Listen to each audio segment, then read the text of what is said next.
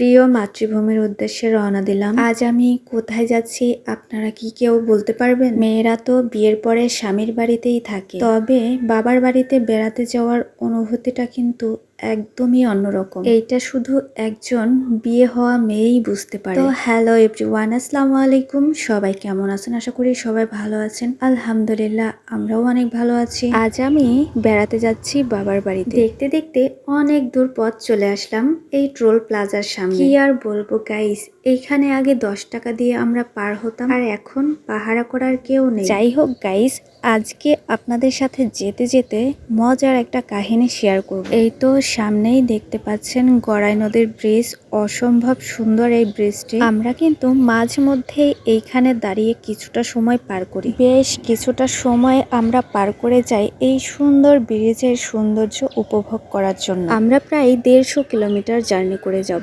যেতে যেতে পথে যদি এমন দৃশ্য চোখে পড়ে, বুকের ভেতরটা কেমন মোচড় দিয়ে ওঠে। একটা ট্রাক অ্যাক্সিডেন্ট দেখতে পেলাম। যাই হোক গাইস, আপনাদের যে মজার কথাটি বলতে চেয়েছিলাম, আমার বাবার বাড়িতে বেড়াতে যাওয়ার কথা ছিল বেশ কয়েকদিন পরে। হুট করেই বাবুর আব্বুর বিদেশে যাওয়ার ডেট পড়ে যাওয়ায় বাবুর আব্বু আমাকে ডেকে বলল, চলো শ্বশুর বাড়ি থেকে বেরিয়ে আসি। খুশির ঠেলায় আমি যে কি করব ভেবে পাচ্ছিলাম না। যেই বলা সেই কাজ, খুব তাড়াতাড়ি রেডি হয়ে পড়লাম। তবে ব্যাপারটা ছিল চমকে দেওয়ার মতো। এইদিকে বাবুর আব্বু কিন্তু এই বিষয়ে কিছুই জানে না। সে তো জানে শ্বশুর বাড়ি গিয়ে জামাই আদর পাবে, আর আমরা যাচ্ছি এই কথাটি আমার বাবার বাড়িতে কাউকে জানাইনি। এই মজার ব্যাপারটা কিন্তু শুধুমাত্র আমার ছোট্ট বাপজান আর আমি জানি। আমার ছোট্ট বাপজান তো খুব খুশি, সে নানা আর নানুকে গিয়ে চমকে দেবে। ব্যাপারটা কিন্তু খুব মজার আর অবাক করে দেওয়ার মতো, তাই না? প্রায় 4 থেকে 5 মাস পর আমরা না বলে এইভাবে যাচ্ছি। আর গাইস, ভিডিও রাতে করার কারণে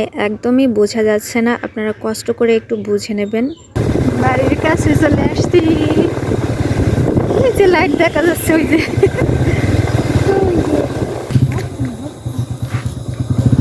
বাড়ির কাছে চলে আসছে গাইস। আসলে আমরা আজকে কাউকে বলে আসিনি, হঠাৎ করে চলে আসছি। একজনও জানে না যে আমরা চলে আসছি একদম বাড়ির কাছে। আমরা সামনে কে আসছে আল্লাহ জানে লাইট নিয়ে। আগাই যাও বাবু, তোমার সে জানে না মনে হয় না কিডা। ভালো আছেন নি কাকা? আল্লাহ রাখছে ভালোই। সেজ কাকার সাথে দেখা হয়ে গেল। লাইট বন্ধ করো, তুমি মোটর সাইকেলের লাইট বন্ধ করো। আল্লাহ, ধরা পড়ে যাবো। লাইট বন্ধ করো, চলো গাইস। একদম বাড়ির কাছে চলে আসছি। আমাদের আস্তে আস্তে একদম রাত হয়ে গেছে, যেহেতু বিকেলবেলা রওনা দিয়েছি। লং জার্নি, একটু রাত তো হতেই পারে। আব্বু তুমি পিছনে থাকবা, আমি আগে যাব, তুমি পিছনে থাকো, তোমাকে দেখলে বুঝে ফেলবে। অন্ধকারে ভিডিও করব। গাইস, আমাদের এইভাবে এতদিন পর দেখার পর ওদের রিয়াকশনটা কেমন হয় দেখেন।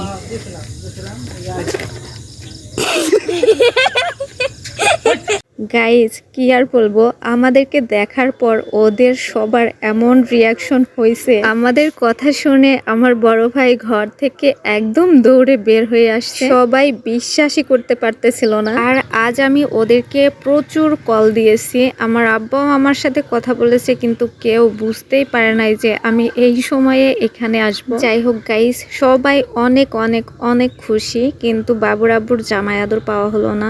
এই যে আমার পাগল, এই যে